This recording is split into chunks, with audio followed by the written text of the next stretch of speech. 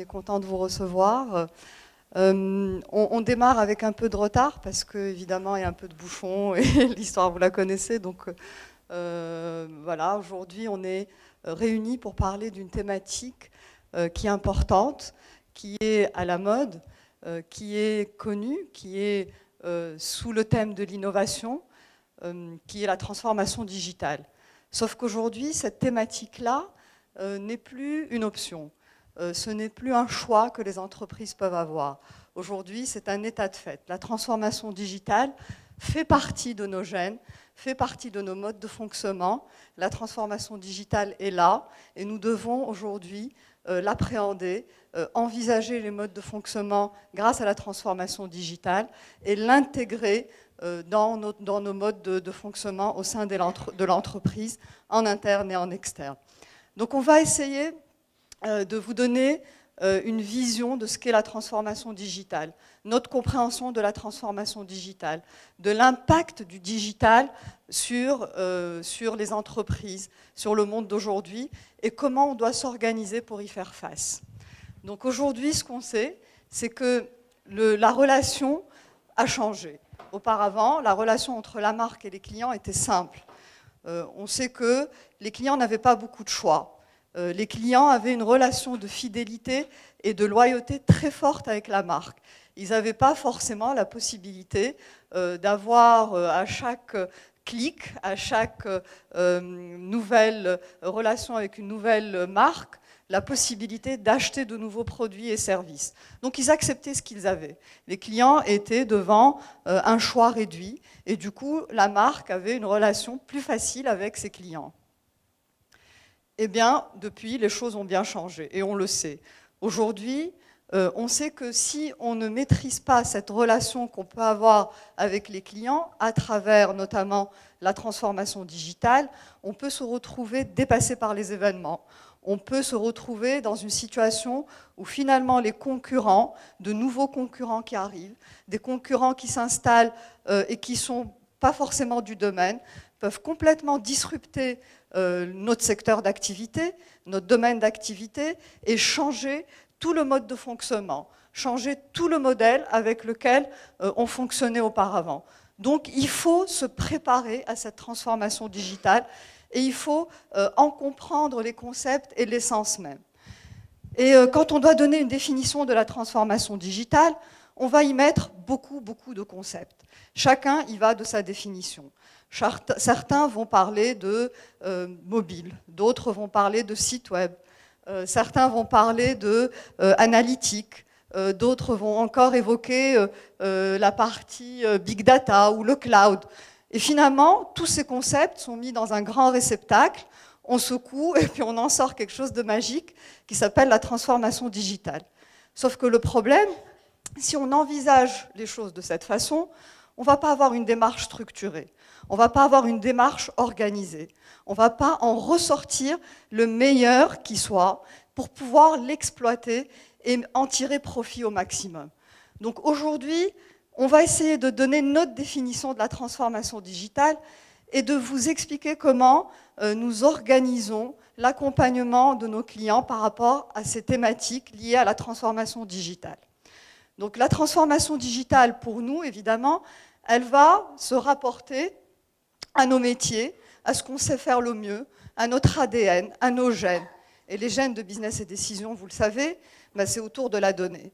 Donc quand on parle du digital, on parle de données, on parle d'exploitation des données, de la valorisation des données, de capter les données et de pouvoir utiliser ces données-là de la meilleure façon possible pour fidéliser les clients, pour gagner de nouveaux clients, pour apporter aux clients une nouvelle valeur ajoutée, mais de nouveaux usages également, auxquels lui-même n'avait peut-être pas pensé.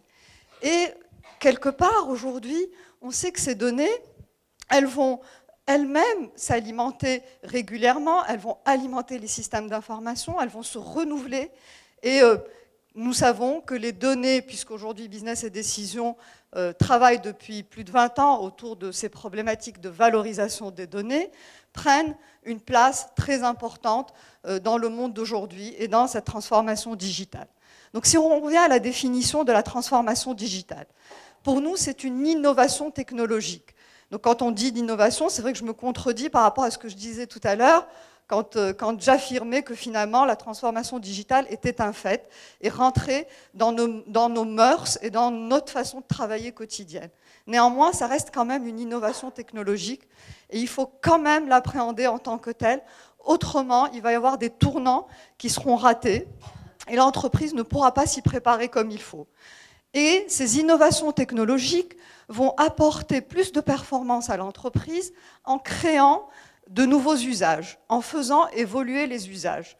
Et les usages, aujourd'hui, c'est ce qui va faire que l'entreprise va permettre à ses clients d'avoir une palette très large de services, de produits, va pouvoir gagner en valeur, va pouvoir mieux comprendre ce qui se passe, va avoir une meilleure relation avec l'entreprise. Et si on ne se prépare pas à ces nouveaux usages, eh bien, on risque d'être dépassé. Si on est mal organisé, mal configuré pour pouvoir et provoquer et suivre ces usages-là, on peut se retrouver dépassé par les événements, dépassé par les nouveaux entrants, qui, eux, sont souvent beaucoup plus agiles en termes d'anticipation de ces usages et de leur utilisation.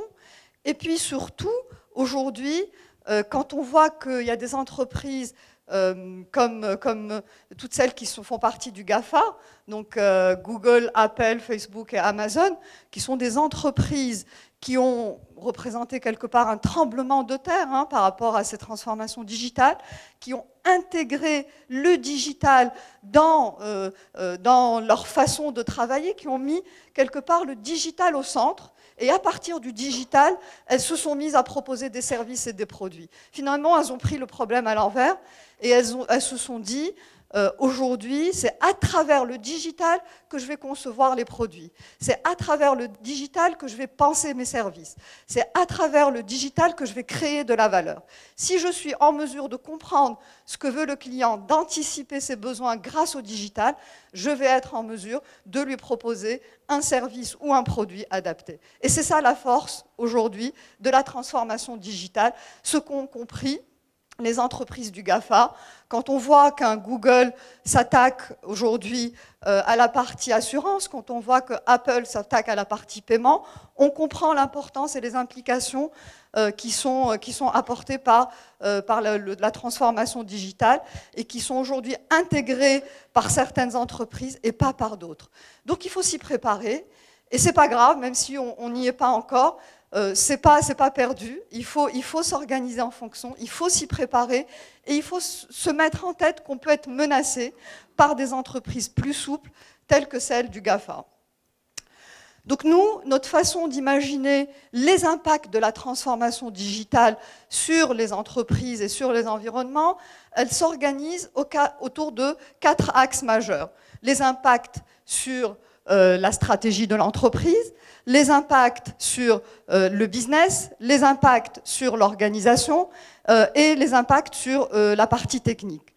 Sur la stratégie, évidemment, quand on sait qu'on peut, grâce au digital, repenser nos produits de façon continue, sortir de nouveaux produits, adapter nos produits, repenser notre stratégie, du coup, évidemment, notre stratégie va être en continuel renouvellement en fonction de la transformation digitale. Et ça, effectivement, aujourd'hui, il faut qu'on ait cette agilité au sein des entreprises pour se préparer à ce switch, à ce transfert, à ce nouveau mode de fonctionnement. Quand on pense à la partie business, eh bien, évidemment, aujourd'hui, on va avoir un client pour lequel le mode de fonctionnement va être en 360. Donc une vision complète du client, quel que soit le canal par lequel il arrive. Et évidemment, aujourd'hui, un client, il arrivera par d'autant plus de canaux qu'il y a de possibilités de digitalisation de la relation avec le client. Et évidemment, l'entreprise ne va pas s'en priver. Sauf qu'une fois que le client est là, il va falloir valoriser l'information autour du client, il va falloir en tirer profit. Et donc, il faut effectivement prendre en compte l'impact business de cette transformation digitale. Au niveau organisationnel, parce que ce qu'il faut savoir, c'est que la transformation digitale va aussi impacter l'interne, va aussi impacter les modes de fonctionnement de l'entreprise. Aujourd'hui, si on considère que la transformation digitale ne s'inscrit que dans la relation avec les clients, ben on se trompe aussi de débat. Ce n'est pas le seul enjeu.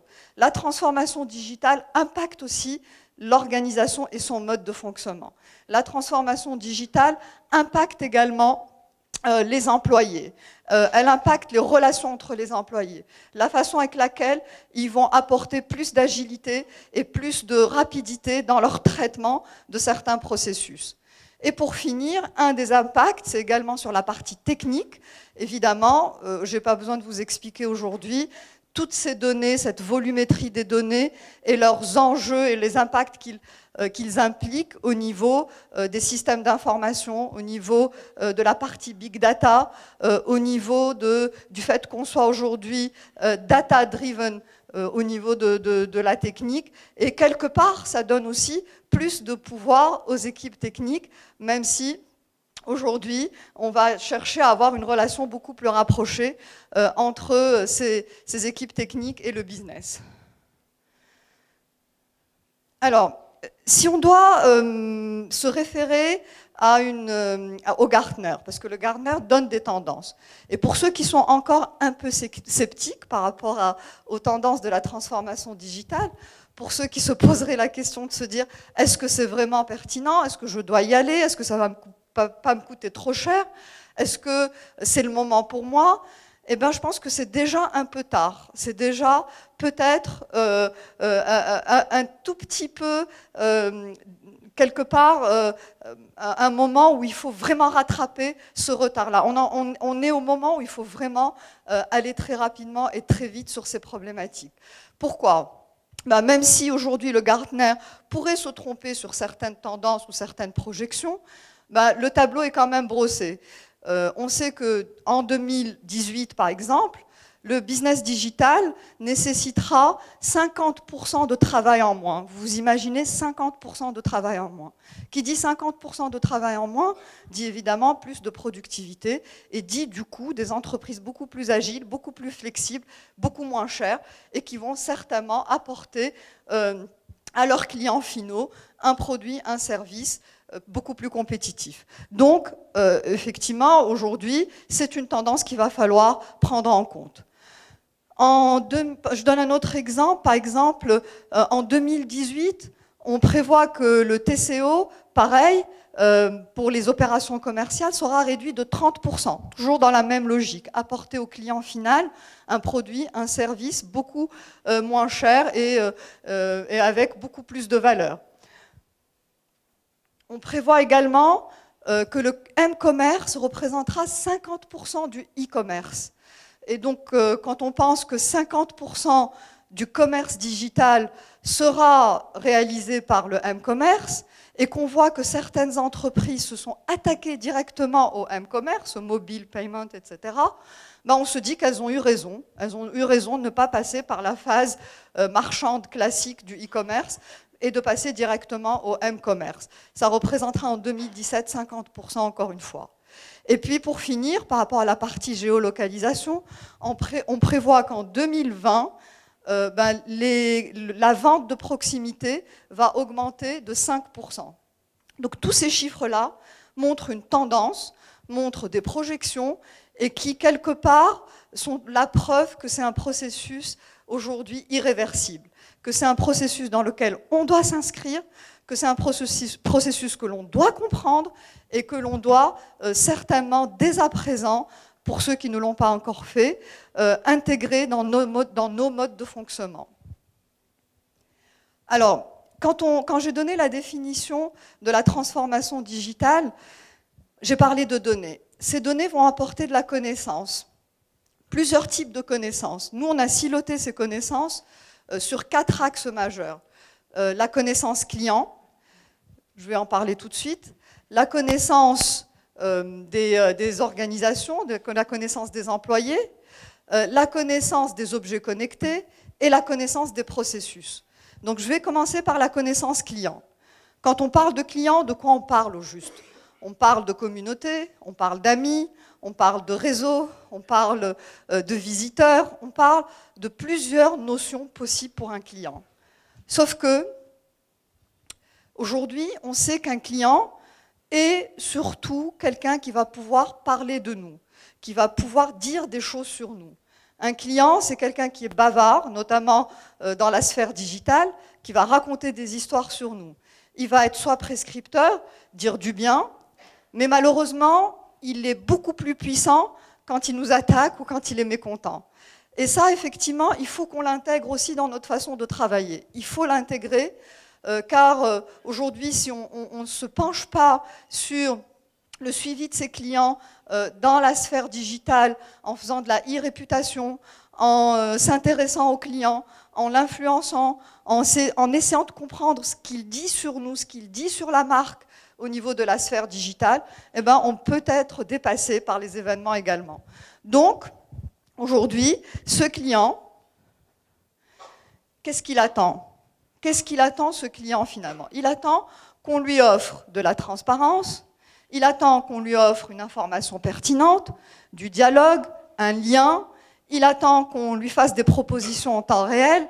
Finalement, aujourd'hui, l'instantanéité des relations, de l'information, de la façon avec laquelle on est tout le temps connecté sur le digital, sur Internet, etc., nous rend beaucoup plus impatients. Et du coup, rend les clients, effectivement, beaucoup plus impatients. Et les clients attendent de l'information, de la réactivité, attendent de l'entreprise un service qui est très haut niveau du traitement de ses demandes, au niveau de traitement de ses réclamations, au niveau de sa relation avec nous. Donc, c'est vrai que ce client, il doit retrouver cela dans la sphère digitale. Et il a besoin de sentir qu'il est unique et qu'on est à son écoute. Donc, aujourd'hui, ce qu'on voit, c'est que le compte n'y est pas. Malheureusement, on voit que malgré toutes ces attentes des clients qui finalement ont été aussi un peu aujourd'hui mises en place par certaines entreprises très agiles qui ont ça dans leur gène, comme je le disais tout à l'heure, les entreprises GAFA, aujourd'hui, les clients n'arrivent pas à retrouver cela partout, même si finalement, le client, c'est une deuxième nature pour lui que d'être dans une logique d'attente immédiate, d'attente instantanée, d'interaction rapide avec l'entreprise. Et comme le compte n'y est pas, et que le client est infidèle, le client va à la fois vous montrer qu'il vous aime bien, il va peut-être pas tout vous dire, mais il va vous en dire un peu quand même, tout en allant chercher des solutions à côté. Et ça, c'est dangereux pour l'entreprise, si l'entreprise ne s'y prépare pas. Et aujourd'hui, ce qu'on voit, c'est qu'on a une notion élargie du client. Le client, c'est plus le client au sens classique qu'on connaissait auparavant. Aujourd'hui, un client, c'est quelqu'un qui arrive dans la sphère. C'est quelqu'un qui peut être un visiteur. Un visiteur est déjà un client pour l'entreprise. Quelqu'un qui se promène dans ma sphère digitale, quelqu'un qui se promène sur mon site. Quelqu'un qui est juste là pour prendre de l'information, il faut qu'il soit déjà considéré comme un client. Et c'est ce qu'ont compris, encore une fois, des sociétés comme Google, qui finalement va considérer quelqu'un qui vient taper un mot-clé comme un client. Et puis il y a une deuxième sphère où le client se rapproche encore plus de certaines interactions très intimes avec l'entreprise. Et là, il va peut-être avoir un mode de fonctionnement où il va poser des questions, où il va interagir avec la société. Et pour finir, il peut aussi, ce qui est le mieux pour l'entreprise, accomplir un acte d'achat. Et plus le client se rapproche de la sphère, de ces trois niveaux de sphère, et plus je vais pouvoir monétiser son parcours et monétiser sa venue dans ma sphère. Et aujourd'hui, quand le client il est là, je peux capturer de la donnée sur lui. Cette donnée, je peux la monétiser. Cette donnée, elle a de la valeur.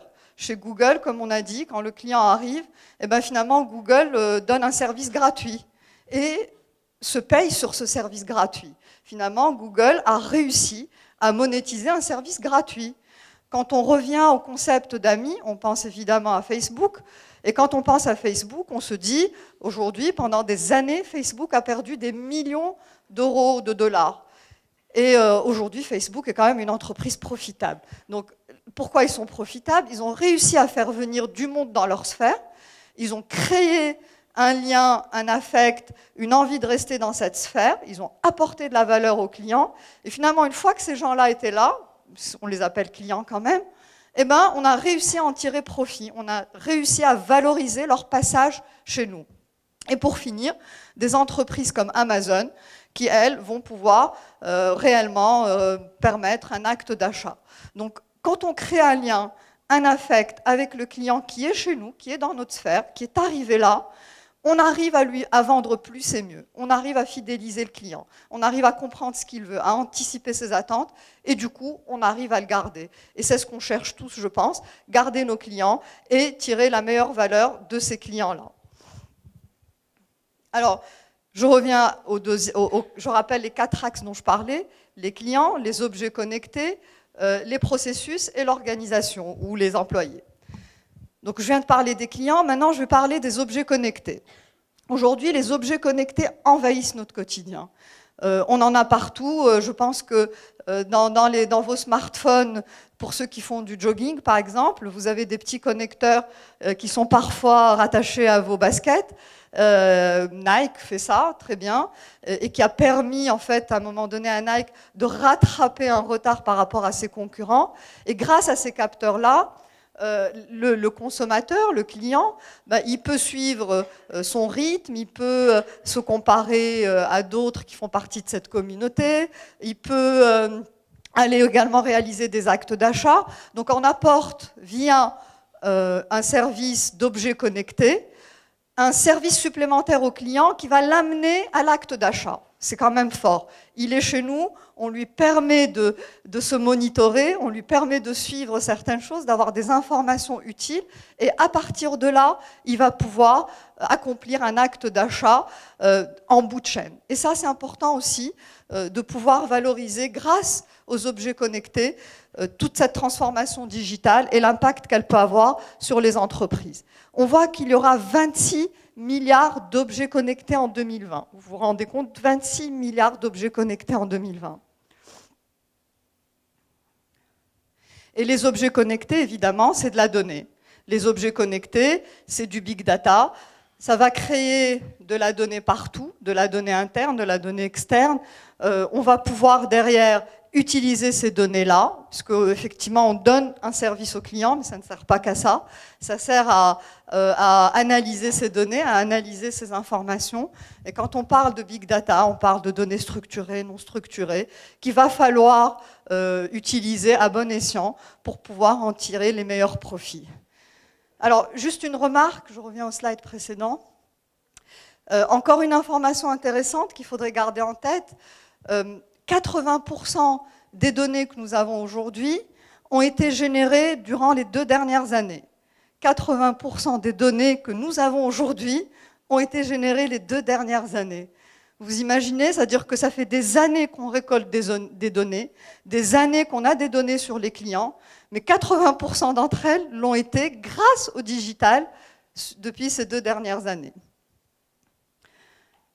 Et donc, par rapport aux objets connectés, les exemples sont très nombreux. Les exemples sont vraiment variés et divers. Bon, on en a choisi 2, parce que ce sont nos clients, parce que c'est des gens avec qui nous avons travaillé. Par exemple, sur la problématique du smart watering.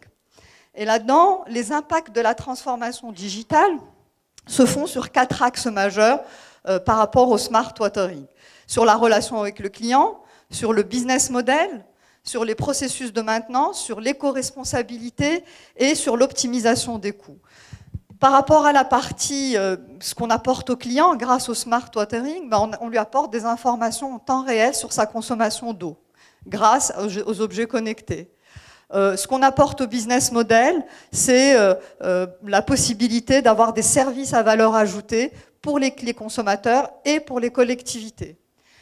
Au niveau des services de maintenance, on va pouvoir anticiper les pannes et quand elles se produisent malgré tout, on va pouvoir intervenir le plus vite possible. Et ça, c'est aussi quelque chose qui est très important pour optimiser les processus internes, mais aussi améliorer le service client. Je vous donne un exemple. J'étais à Paris dernièrement sur le périphérique, et il y a eu une grosse panne qui s'est produite sur le périphérique avec de l'eau des tuyaux d'eau qui ont explosé, et le trafic était complètement bloqué pendant des heures. Il y a eu des accidents, il y a eu des impacts graves, et si finalement, grâce aux objets connectés, on avait réussi à anticiper cela, ou du moins à réagir très vite, on aurait évité bien des dégâts. Donc aujourd'hui, effectivement, on n'a pas forcément besoin de réexpliquer l'intérêt, mais il faut l'intégrer. Et l'éco-responsabilité, parce qu'effectivement, aujourd'hui, grâce aux objets connectés, on est en mesure de mesurer réellement l'engagement écologique que peuvent avoir les entreprises et les personnes. Et le modèle de coût des collectes, aujourd'hui, il est optimisé grâce à la digitalisation et grâce aux objets connectés. Un autre exemple, c'est les véhicules connectés. C'est un exemple de notre vie de tous les jours. Et aujourd'hui, par rapport à ça, je vais aller un peu vite là-dessus. Ce qu'on sait, c'est que de plus en plus d'entreprises recherchent de nouveaux modèles pour tirer profit du Pay as you drive, par exemple. Et là-dedans, le Pay as you drive, comment on peut le faire pour les assureurs, pour les loueurs de voitures, en mettant effectivement à un moment donné un capteur dans les véhicules et pouvoir récolter des données autour de ces capteurs-là. Et ces données-là, tout le monde les veut. Celui qui va les avoir en premier, c'est celui qui va pouvoir proposer le Pay as you drive en premier. Nous avons des clients constructeurs qui nous demandent ça. Nous avons des clients aujourd'hui, des loueurs également qui nous demandent ça, et on travaille avec eux pour pouvoir leur apporter cette possibilité de proposer du Pay as you drive à leurs propres clients. Maintenant, l'axe employé.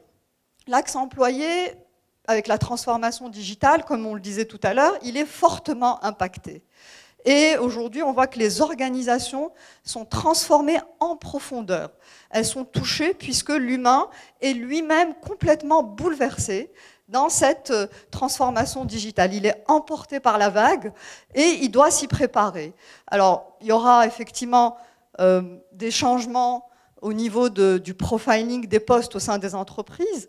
Les entreprises du GAFA, par exemple, si on les compare avec les entreprises traditionnelles, vont employer beaucoup plus de profils qui vont permettre à un moment donné de construire des produits qui intègrent la transformation digitale, en améliorant aussi la productivité.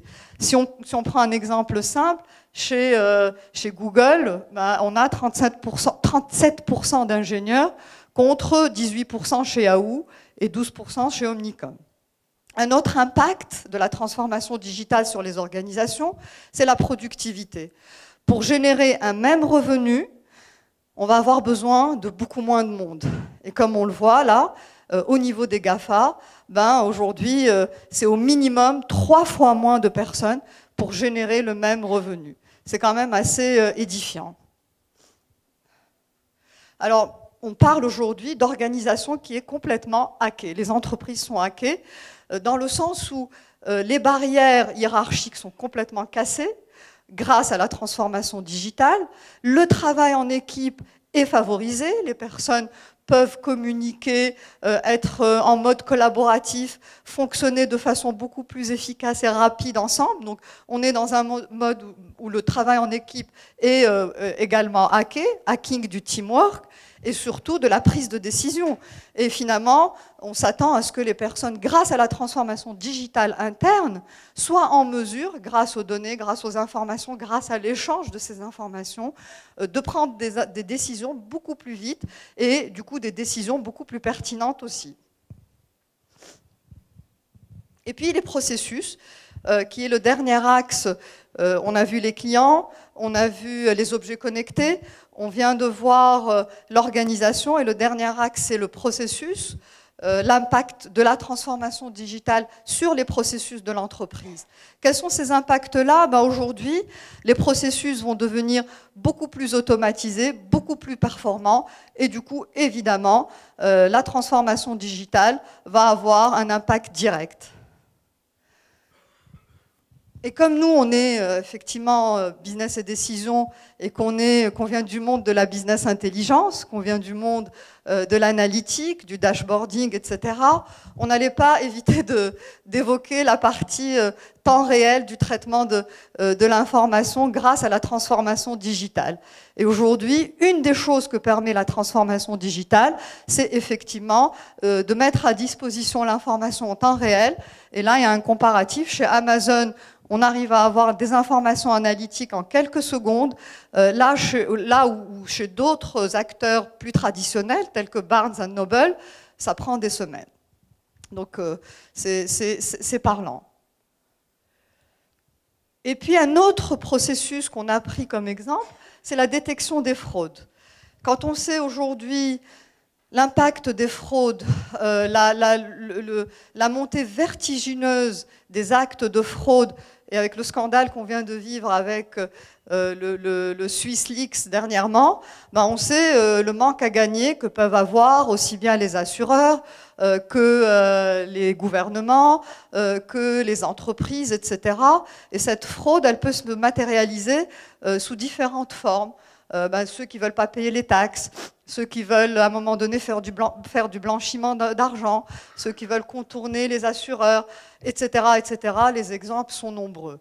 Et grâce à la transformation digitale, on va pouvoir effectivement éviter et mieux maîtriser ces fraudes-là. On va pouvoir anticiper les fraudes, les empêcher peut-être, et quand on n'arrivera pas à les empêcher en amont, pouvoir également les endiguer par la suite et les traiter au mieux. Donc aujourd'hui, quelques chiffres parlants, on estime à 8-12 milliards les pertes estimées pour les assurances européennes à cause de la fraude. On sait que la fraude a augmenté en 3 ans de 71%. Et aujourd'hui, une des solutions, c'est de pouvoir apporter des solutions analytiques, de pouvoir apporter, grâce au digital, des moyens d'anticiper ces fraudes-là. Aujourd'hui, le non-paiement de la TVA est estimé à 100 milliards d'euros dans l'Union européenne tous les ans. Dans notre région, je pense qu'on doit être un peu plus haut que ça encore. Donc, la transformation digitale va permettre de transformer le processus de détection de ces fraudes. Et finalement, on va pouvoir, grâce aux business rules, grâce au data mining, grâce au prédictif, grâce au text mining, pouvoir trouver des liens, comprendre les liens qu'il y a entre certaines choses qui se passent sur la sphère digitale, et pouvoir du coup comprendre qu'il y a des intentions de fraude, pouvoir du coup anticiper ces fraudes-là et les empêcher. Et ça, effectivement, aujourd'hui, c'est possible grâce au digital. Et effectivement, on va pouvoir faire les bons liens entre les personnes pour comprendre ce qui est en train de se dire, de se faire. Pareil pour, si je dois extrapoler, pour le terrorisme et pour ce qui se passe en ce moment. Donc pareil, on va pouvoir faire des corrélations entre ce qui se dit sur certains réseaux sociaux, sur le comportement de certaines personnes, et pouvoir anticiper du coup certains actes terroristes qui pourraient se produire. Donc la transformation digitale dans les processus va aussi nous prémunir et nous permettre de nous protéger de la fraude et aussi d'actes dangereux pour la communauté. Donc nous, chez Business et Décision, on a pour objectif effectivement d'apporter à nos clients un accompagnement dans cette transformation digitale. Ceux qui l'ont déjà démarré, mais qui cherchent encore des cas d'usage, qui cherchent encore une possibilité de définir une stratégie digitale, nous sommes là pour les aider. Ce qu'il faut savoir, c'est que les cas d'usage sont très nombreux, les usages sont très nombreux. Et pouvoir avoir une transformation digitale réussie, c'est définir en amont les bons cas d'usage. C'est prendre le problème du bon côté et du bon bout. Et c'est là qu'on va pouvoir réellement apporter la meilleure valeur, tirer le meilleur profit de ce switch de transformation digitale. Après, ce que j'aimerais dire aussi, c'est que ce n'est plus une option aujourd'hui. Et les entreprises qui sont mal configurées, qui sont trop lourdes, qui n'ont pas intégré la transformation digitale dans leur mode de fonctionnement, elles peuvent soit voir leurs revenus diminuer de façon drastique, soit voire même malheureusement disparaître parce qu'elles seront complètement disruptées par les nouveaux entrants pour qui les barrières à l'entrée n'en sont plus vraiment et qui vont eux-mêmes créer et recréer des modèles de transformation digitale qui mettent le client au centre. Donc on a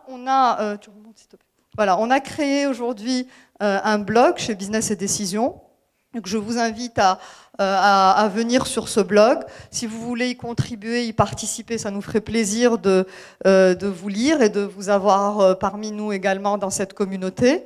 On a également une communauté interne collaborative qui s'appelle Caillou et dans laquelle on va également vous mettre à disposition toutes les présentations qui viennent d'être faites. Donc on va vous envoyer un login et un mot de passe et vous pourrez venir sur cette communauté-là déposer récupérer les supports de présentation d'aujourd'hui, mais aussi nous donner votre avis. On pourra continuer la discussion dans cette communauté. Donc on sera déjà dans notre sphère digitale à nous. Voilà, je vous remercie si vous avez des questions.